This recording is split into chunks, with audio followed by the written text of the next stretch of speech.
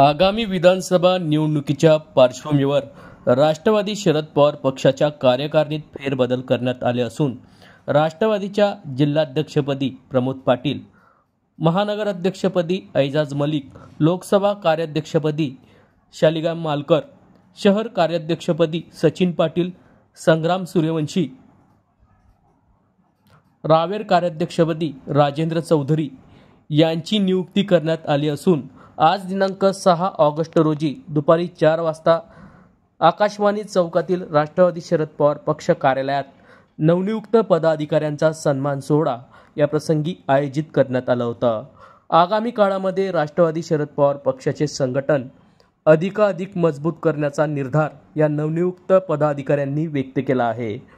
या प्रसंगी राष्ट्रवादीचे नेते माजी मंत्री गुलाबराव देवकर, माजी मंत्री सतीश अण्णा पाटील, राष्ट्रवादीच्या महिला जिल्हाध्यक्षा वंदना पाटील, नवनियुक्त जिल्हाध्यक्ष प्रमोद पाटील, महानगर अध्यक्ष ऐजाज मलिक, कार्याध्यक्ष संग्रामसिंग सूर्यवंशी, कार्याध्यक्ष सचिन पाटील, महानगर अध्यक्षा मंगला पाटील, वाल्मिक पाटील, माजी महानगर अध्यक्ष अशोक लाडवंजारी, युवक शहर अध्यक्ष रिंकू चौधरी, विकास पवार, विलास पाटील, तिलोत्तमा पाटील, महेश बहारे, कार्यालयीन सरचिटणीस वायस महाजन सर आदींची यावेळी उपस्थिती होती।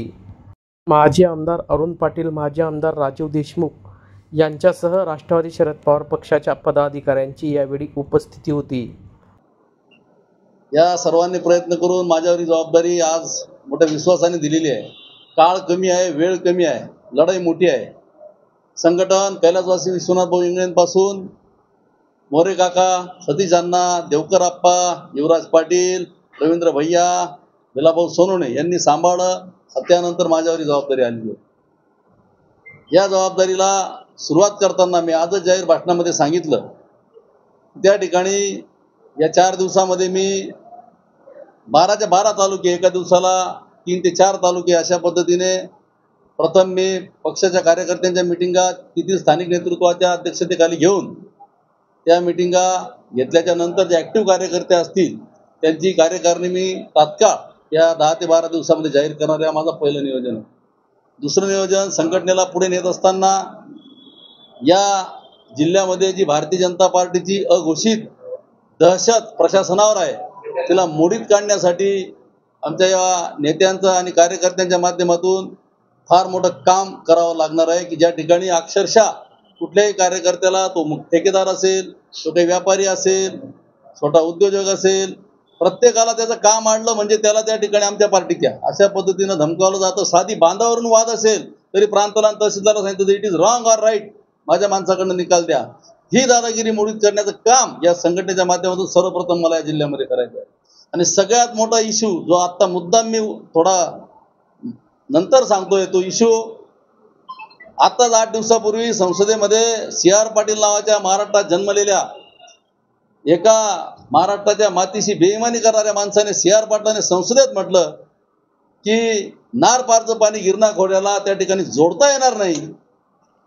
उद्धव साहेब ठाकरेंनी 2019ला माननीय पवार साहेबांच्या मार्गदर्शनाखाली आघाडीचं सरकार असताना 11 TMC पाणी देण्याच्या संदर्भातला मंजुरी घेतली। विधान परिषदेत मंजुरी झाली। SMRT ज्याला आपण म्हणतो RT, तांत्रिक मान्यता देखील त्याला मिळाली। शेवटच्या टप्प्यात असताना या आमच्या 19 तालुक्याचा, उत्तर महाराष्ट्रातल्या त्याचे 9 तालुके माझ्या जिल्ह्यातले आहेत, हा तोंडचा घास त्यांनी हिसकवलेला आहे। यासाठी आता आम्ही गावोगावी जाऊन गाव संवाद यात्रा, त्या यात्रेमध्ये हा मुद्दा आम्ही प्रामुख्याने उपस्थित करणार आहोत।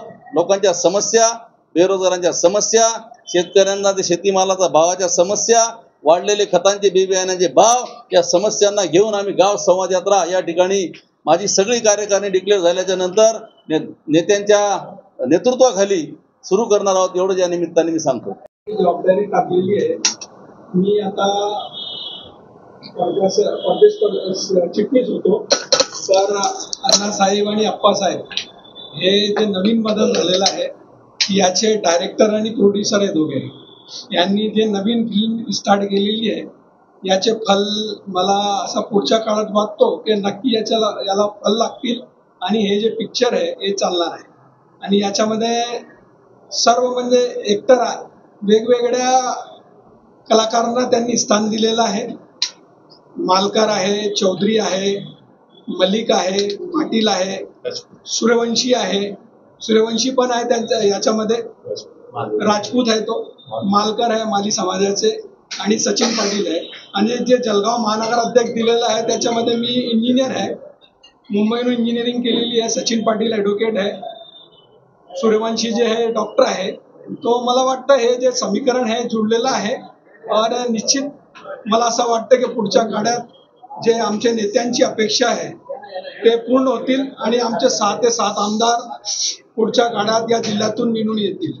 आम्ही पवार साहेबांच्या मार्गदर्शनाखाली, जयंत पाटील साहेबांच्या मार्गदर्शनाखाली आणि या जिल्ह्यात अण्णासाहेब आहे, अप्पासाहेब आहे यांच्या मार्गदर्शनाखाली काम करणार आहोत. पवार साहेबांचा पक्षाकडनं सर्वांची नियुक्ती झालेली आहे.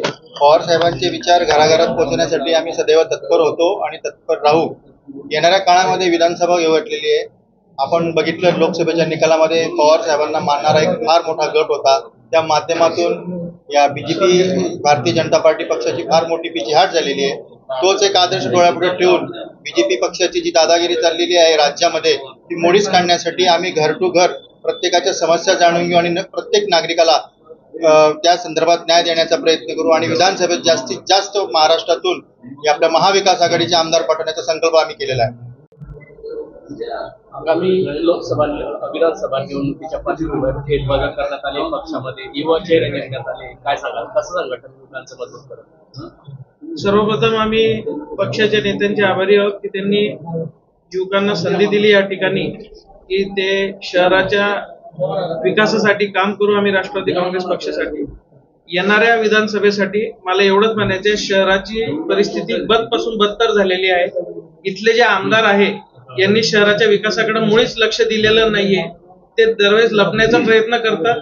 पण यावेळेस आम्ही आमदारांना प्रश्न विचारण्याचा प्रभावी भूमिका घेऊ आणि त्यानंतर जे महापालिकेचे निवडणुका येणार आहे त्या निवडणुकांमध्ये राष्ट्रवादी काँग्रेस पक्ष जवळपास 50 सीटं हे नगरसेवक देण्याचा प्रयत्न करतो. आदरणीय पवार साहेब, आदरणीय जयंतदादा पाटील साहेब, सतीश अण्णा, देवकर अप्पा या सर्वांनी जो आमच्यावर विश्वास दाखवला तो सार्थ ठरवण्यासाठी आगामी काळात आम्ही पायाला भिंगरी लावून फिरणार आहोत. मी जळगाव लोकसभा कार्याध्यक्ष असल्याने माझ्या कार्यक्षेत्रामध्ये 5 विधानसभेच्या जागा येतात आणि या 5च्या 5 विधानसभेच्या जागा इथे राष्ट्रवादीचे पूर्वीच्या काळात आमदार राहिलेले.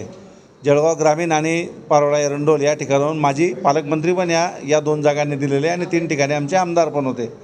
तर या जागा आम्ही पुन्हा जिंकून आणू आणि आता अतिशय चांगलं वातावरण राष्ट्रवादी काँग्रेस, उद्धव बाळासाहेब ठाकरेंची शिवसेना आणि काँग्रेसला असल्यामुळे निश्चित ह्या जिल्ह्यातून जे राष्ट्रवादी काँग्रेसचं गतवैभव होतं 5 जागा आमच्या आणि 1 जागा आमच्या सहयोगी सदस्याची, तर अशा प्रकारच्या जागा जास्तीत जास्त 7-8 जागा आम्ही महाविकास आघाडीच्या माध्यमातून निवडून आणणार आहोत. त्यासाठी आम्ही अहोरात्र परिश्रम करणार असून चांगल्या प्रकारचं सोशल इंजिनिअरिंग आमच्या पक्षाच्या नेतृत्वाने साधल्यामुळे सर्वच समाजाच्या पदाधिकाऱ्यांना या कार्यकारिणीत स्थान दिल्यामुळे एक आश्वासक वातावरण जिल्ह्यातील जनतेमध्ये आहे आणि आश्वासक वातावरणाचा फायदा आम्हाला आगामी काळात निश्चित विधानसभांमध्ये होणार आहे. शरद पवार साहेबांच्याबद्दल प्रचंड सहानुभूती, उद्धव बाळासाहेब ठाकरे साहेबांच्याबद्दल प्रचंड सहानुभूती आणि राहुल गांधींबद्दल असलेली सहानुभूती, ही सहानुभूती कॅश करू आम्ही आणि भारतीय जनता पक्ष, एकनाथ शिंदे, शिवसेना यांचं पानिपत केल्याशिवाय आम्ही राहणार नाही. निश्चित आमच्या जास्तीत जास्त जागा निवडून आणण्यासाठी आम्ही प्रयत्न करू.